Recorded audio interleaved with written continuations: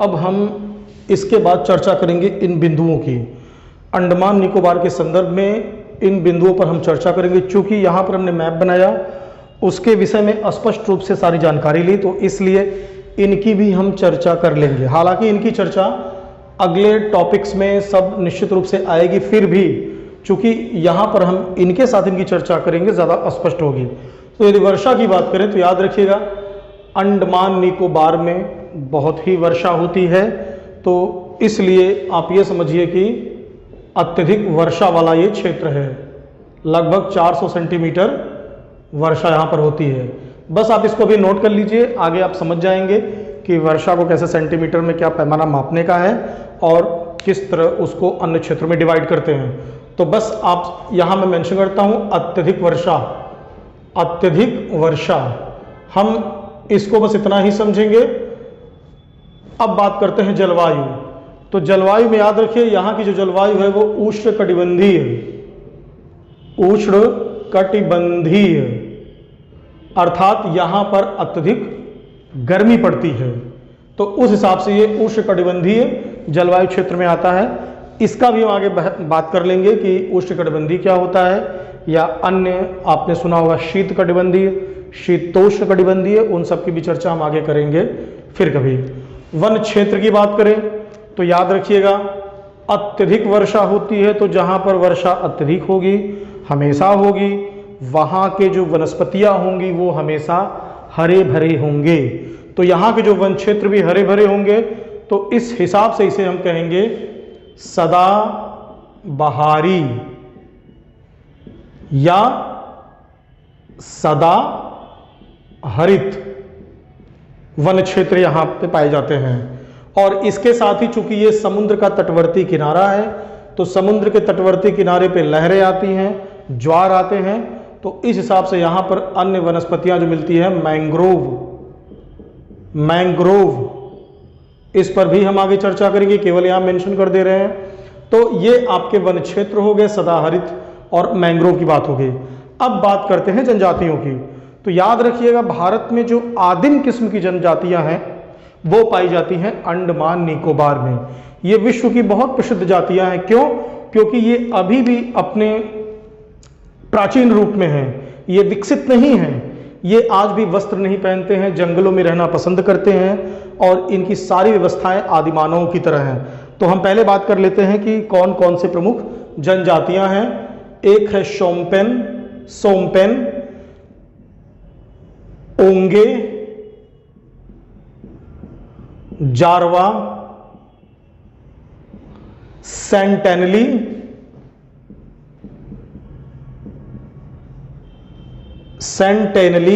और एक जनजाति है जो आप नाम से पकड़ लेंगे, निकोबारी।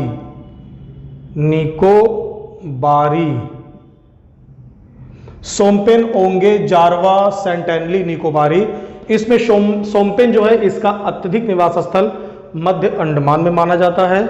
और अगर बात करें हम जारवा की, तो ये बहुत ही आदिम प्रकार की जनजाति है, जिसके वर्तमान में 200 से कम जनसंख्या भी जंगलों में मौजूद है। ये वर्तमान समय के मानवों से मिलना जुलना पसंद नहीं करते हैं। इनको ये महसूस होता है कि जब कोई बाहरी व्यक्ति इनके क्षेत्र में प्रवेश करने का प्रयास करता है, तो कहीं न कहीं वो इन्हें मारना चाहता है। तो इसको लेकर ये भी सुरक्षात्मक रवैया अपनाती हैं। इसी को ध्यान में रखते हुए भारत सरकार ने इस क्षेत्र में किसी भी मनुष्य का आना जाना प्रतिबंधित कर रखा है, जिसका प्रमुख कारण है कि वे निश्चिंत होकर अपने प्रवास में अपने संस्कृति का विकास कर सकें। हाल के वर्षों में ये चर्चा में भी था, क्योंकि कुछ विदेशी पर्यटक जो है यहाँ पर इन्हें पहुँचने का प्रयास किया और इन्हें कुछ देकर इनसे नृत्य करवाने का प्रयास किया। तो निश्चित रूप से ये गलत काम है और ये हमारी संप्रभुता का भी अतिक्रमण है और किसी की संस्कृति का भी गलत चित्रण है। तो ये सारी चीज़ों पे हमने ध्यान दिया। जनजातियों की बात करें, अब बात करें भाषा की। तो मैंने आपको बताया अंडमान निकोबार एक मलय भाषा का शब्द है। इसी संदर्भ में आप ध्यान दीजिएगा कि भाषा की बात करें तो अंडमान निकोबार में आपकी हिंदी, अंग्रेजी, बंगाली, तमिल, तेलुगु, व मलयालम, मैं यहाँ पर मलय लिख दे रहा हूँ, इसका मतलब मलयालम समझिएगा, ये भाषाएं यहाँ पर बोली जाती हैं। यदि बात करें यहाँ के आर्थिक गतिविधियों की, तो यहाँ की दो प्रमुख आर्थिक गतिविधियाँ हैं। पहला जो है पर्यटन। पर्यटन कारण यह है कि ये अपने प्राकृतिक सौंदर्य के लिए प्रसिद्ध है। यहाँ पर सुंदर बीच हैं जहाँ पर लोग परिवार के साथ जाना पसंद करते हैं। तो यदि कभी आपको नेचर का आनंद लेना हो तो निश्चित रूप से ये एक बेहतर विकल्प है भारत के सभी क्षेत्रों में। तो इसका प्रमुख क्षेत्र पर्यटन हो गया। दूसरा प्रमुख क्षेत्र इसका मत्स्य उत्पादन हो गया। अब बात करें न्यायिक क्षेत्र के विषय में, तो ध्यान रखिएगा इस पूरे अंडमान निकोबार की जो न्यायिक व्यवस्था आती है वह आती है कोलकाता हाई कोर्ट के संदर्भ में। तो पुनः आप इसको नोट कर लीजिए। तत्पश्चात हम इसके तीसरे पॉइंट पे बात करते हैं, उसमें हम कुछ अन्य बिंदुओं की चर्चा करते हैं।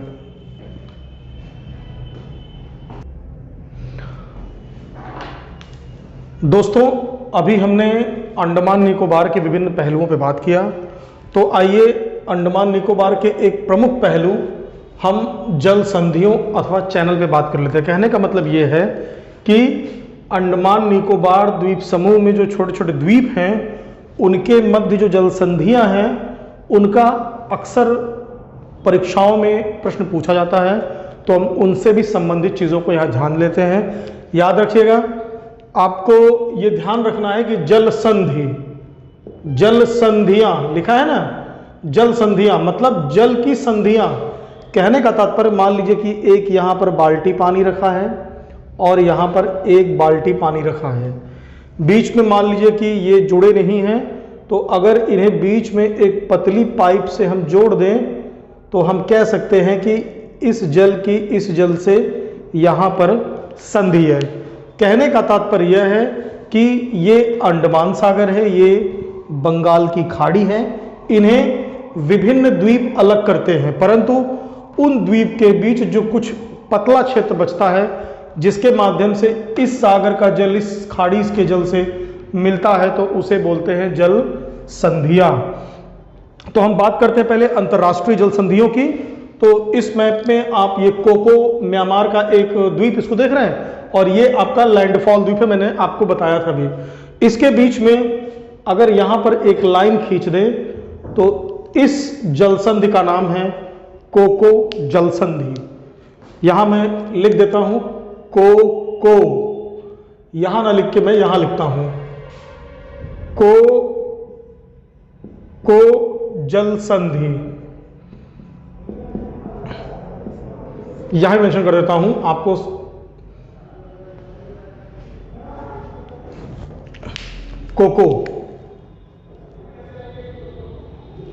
कोको जल संधि स्पष्ट है। कोको जल संधि आपकी भारत के अंडमान निकोबार द्वीप समूह को या फिर भारत के लैंडफॉल द्वीप को म्यांमार के कोको द्वीप से अलग करता है, तो यह ध्यान रखिएगा। दूसरी जो आपकी जल संधि है वो उत्तरी अंडमान और मध्य अंडमान के बीच में है। ये आप देख रहे हैं, ये बीच में गैप है। अभी और क्लोज आप मैप को देखेंगे तो ये बीच में गैप है। यहां पर एक चैनल है जो इन दोनों सागर को जोड़ता है, इसका नाम है ऑस्टेन, ऑस्टेन जल संधि या ऑस्टेन चैनल। ये उत्तरी अंडमान और मध्य अंडमान के बीच में है। जो तीसरा आपका है ये पड़ता है लिटिल अंडमान अंडमान, यहां पर एक रटलैंड भी है, याद रखिएगा। तो आप चाहो तो लिटिल अंडमान और रटलैंड के बीच समझो, या चाहो तो लिटिल अंडमान और दक्षिणी अंडमान के बीच समझो। और इस चैनल का जो नाम है वो है डंकन, डंकन, डंक मारना, समझ रहे ना, बिच्छू डंक मारती है ना, तो उसी तरह डंकन चैनल, इस नाम से आप समझ सकते हैं। Coco Chanel, Austen Chanel, Duncan Chanel. इसी तरह अगर हम बात करें कार निकोबार के बाद कुछ आपको छोटे यहां पर दिख रहे हैं द्वीप, इन द्वीप की बात करें तो यहां पर कच्चल नॉन कावेरी है ना, और लिटिल निकोबार, इसके बीच एक चैनल है, इसका नाम है सोमबैरो चैनल, सोमबैरो चैनल। इसी तरह बात करें लिटिल निकोबार और ग्रेट निकोबार के बीच में, तो इसका नाम है Saint George channel, Saint George channel, Sombrero channel, Duncan Austen channel. अब यहां हमने कोको अंतरराष्ट्रीय चैनल की बात की। इसी तरह एक और अंतरराष्ट्रीय चैनल है जो कि सुमात्रा और भारत के बीच में है। कहने का मतलब इंडोनेशिया और भारत के बीच कौन सा चैनल है, तो वो यहां पर चैनल है। दूसरे शब्दों में कह सकते हैं ग्रेट निकोबार और सुमात्रा या फिर ग्रेट निकोबार या इंडोनेशिया के बीच में कौन सा चैनल है, तो इस चैनल का नाम है great channel, great channel.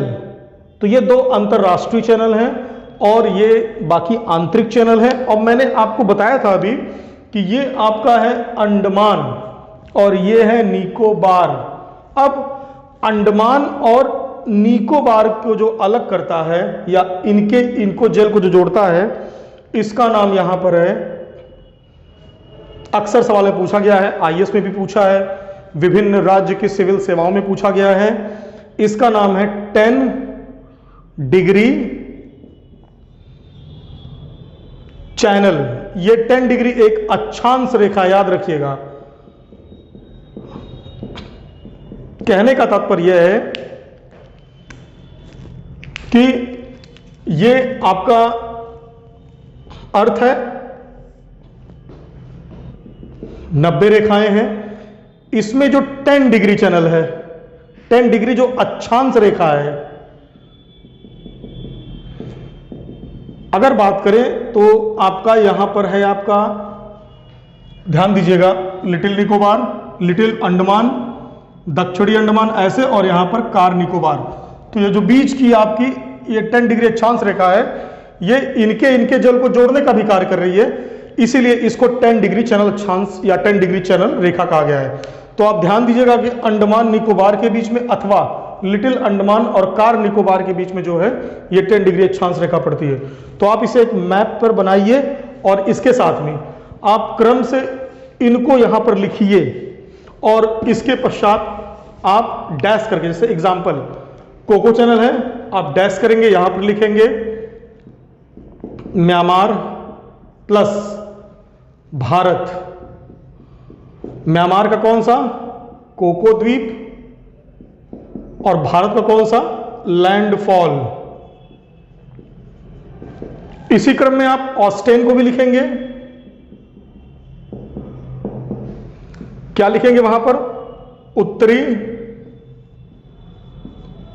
Andaman plus मध्य अंडमान। आप इसी तरह पूरी लिस्टिंग करेंगे और इसे याद करने का प्रयास करेंगे। विभिन्न परीक्षाओं में इसको अमूमन पूछा गया है, तो आप इसको एक बना लीजिए। इसका प्रारूप लेके घर पे आप जरूर इसको नोट कर लें और बार बार प्रयास करें, तो निश्चित रूप से ऐसे सवालों में आप फंसेंगे नहीं। तो इस टॉपिक के बाद हम चलते हैं अपने अगले टॉपिक में। दोस्तों, अब अंडमान निकोबार में हम बात करेंगे इसके अंतिम बिंदु अर्थात अंतिम टॉपिक की, बायोस्फीयर रिजर्व एंड राष्ट्रीय पार्क।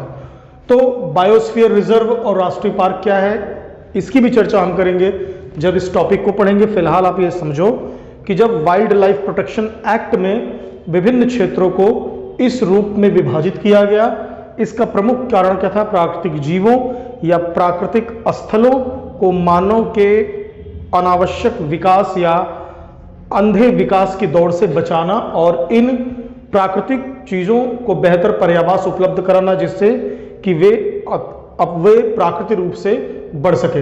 तो इसी रूप में बात करें पहले बायोस्फीयर रिजर्व की, तो आपने ये पढ़ा भी होगा। अगर आप नहीं जानते तो आपको बता दूं कि बायोस्फीयर रिजर्व जो है, भारत में कुल 18 बायोस्फीयर रिजर्व हैं, जिसमें से एक बायोस्फीयर रिजर्व जो है वो पड़ता है अंडमान निकोबार में। और यहां पर ग्रेट निकोबार में है आपका ग्रेट निकोबार बायोस्फीयर रिजर्व। इसको याद रखिएगा, भारत का दक्षिणतम ग्रेट निकोबार बायोस्फीयर रिजर्व है। अब बात करते हैं राष्ट्रीय पार्क की, तो आप ध्यान दीजिएगा, अंडमान निकोबार भारत के उन क्षेत्रों में एक महत्वपूर्ण स्थान है जहां पर सबसे अधिक राष्ट्रीय पार्क पाए जाते हैं। वर्तमान में मध्य प्रदेश में कुल 10 राष्ट्रीय पार्क हैं, लेकिन अगर बात करें अंडमान निकोबार में तो यहां पर कुल 9 राष्ट्रीय पार्क हैं, जिसकी चर्चा हम इस मैप में करेंगे। तो हमने पहले जिन जिन बिंदुओं को जो राष्ट्रीय पार्क से संबंधित है, तो मैंने आपको बताया था इस प्लेस पे यहां पर राष्ट्रीय पार्क है सैडल पीक राष्ट्रीय उद्यान। इसी तरह हमने पढ़ा यहां पर दक्षिणी अंडमान में एक और क्षेत्र पढ़ा था, एक और चोटी पड़ी थी, वहां पर एक माउंट हैरियट, तो इसका नाम है माउंट हैरियट राष्ट्रीय पार्क। इन दोनों के बाद जो तीसरा राष्ट्रीय पार्क है वो यहां पर ग्रेट निकोबार पे आपने अभी कैंपबेल की खाड़ी पड़ी, कैंपबेल राष्ट्रीय पार्क। इसे आप नोट कर लीजिएगा, पुराने वाले जब खाड़ी में पढ़ा रहा था उसमें गैलेथिया की खाड़ी, गैलेथिया की खाड़ी के पास ही गैलेथिया राष्ट्रीय उद्यान है। गैलेथिया, आप पिछले वाले में खाड़ी बना लेंगे, फिर यहां लिखेंगे गैलेथिया राष्ट्रीय पार्क। तो कुल मिला के सैडल पीक राष्ट्रीय उद्यान, माउंट हैरियट आप मैंने पहले बता दिया था, कैंपबेल मैंने आपको बता दिया था, यहां खाड़ी है तो आप पकड़ लेंगे राष्ट्रीय उद्यान है। और वहां जब बनाएंगे खाड़ी तो यहां अपने आप इसको, हमारा जो बचा यहां पर, अभी हमने पिछले सेशन में बात की, यहां पर आपका हैवलॉक था, हैवलॉक आइलैंड आपको याद होगा, हेनरी आइलैंड, आउटरम आइलैंड, यहीं पर 3 आइलैंड हैं। एक है उत्तरी या नॉर्थ बटन, शर्ट की बटन नहीं, इसका बटन नाम है। दूसरा है मध्य या मिडिल, आप इसको नॉर्थ बटन, मिडिल बटन और साउथ बटन, साउथ बटन के रूप में आप इसको लिखिएगा। मैं भी यहां लिख देता हूं, आप इसी तरह इसको लिखिएगा। ये तीनों राष्ट्रीय पार्क हैं, तीनों अलग अलग द्वीप हैं और तीनों अलग अलग राष्ट्रीय पार्क हैं। याद रखिएगा, साउथ बटन राष्ट्रीय पार्क जो है ये भारत का सबसे छोटा राष्ट्रीय पार्क है, सबसे छोटा राष्ट्रीय पार्क कौन सा आपका है? South button. अब इनके बाद जो 2 प्रमुख बनते हैं, बचते हैं राष्ट्रीय पार्क, उन्हें मैं यहां लिख दे रहा हूं, ये विशेष है, इन्हें आप ध्यान रखिएगा। इसका नाम है रानी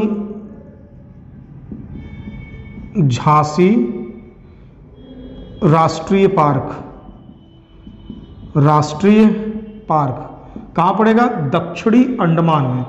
और दूसरा, आप ध्यान से देखिए, ये पोर्शन दिख रहे हैं, यहां पर है महात्मा गांधी, महात्मा गांधी राष्ट्रीय पार्क या उद्यान, पार्क का तात्पर्य उद्यान से ही है। ये कुल मिला के 9 आपके राष्ट्रीय पार्क हो गए और एक ग्रेट निकोबार हो गया। मैं एक बार रिवीजन बेस पे आपको बता दूं, सैडल पीक राष्ट्रीय park, middle button, south button, mount Harriet राष्ट्रीय पार्क, रानी झांसी राष्ट्रीय पार्क, महात्मा गांधी राष्ट्रीय पार्क, ये दोनों भी दक्षिणी अंडमान पर हैं। मैंने इसे रेड पेन से लिखा जिससे कि आपको ये चीजें स्पष्ट हो जाएं। और यहाँ कैंपबेल राष्ट्रीय पार्क और गैलेथिया राष्ट्रीय पार्क, कुल मिलाकर 9 राष्ट्रीय पार्क आपके हो गए और एक बायोस्फीयर रिजर्व हो गया, ग्रेट निकोबार बायोस्फीयर। इसके बाद जो दूसरा आपका पहलू है, याद रखिएगा, भारत में किसी भी गवर्नर जनरल की जो पहली बार हत्या हुई, वो हत्या हुई थी अंडमान निकोबार में। हत्या किसकी हुई थी?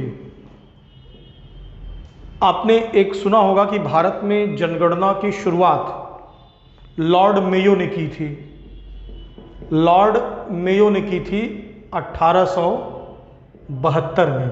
इसी लॉर्ड मेयो की हत्या हुई थी अंडमान निकोबार में, और हत्या करने वाला कौन था? शेर अली नामक एक अफगान ने। तो इन बिंदुओं पर भी आप ध्यान दे सकते हैं एग्जाम में पूछे तो अंडमान निकोबार के विभिन्न पहलू थे जिसमें हम डिस्कस किए, तो आप इसे अच्छे से पढ़िए, ध्यान रखिए। अगर इसके बाद भी आपको कुछ समझ में नहीं आता है, या आपको लगता है कि कहीं पर कुछ थोड़ी सा मिसिंग हो गया है, या फिर कहीं पर आपको लगता है कि कुछ गलत हो गया, उसे सुधारा जा सकता है, तो कमेंट सेक्शन में आप ज़रूर कमेंट करें। उस पर जो है अध्ययन करने के बाद स्पष्ट जानकारी आपको दी जाएगी। धन्यवाद।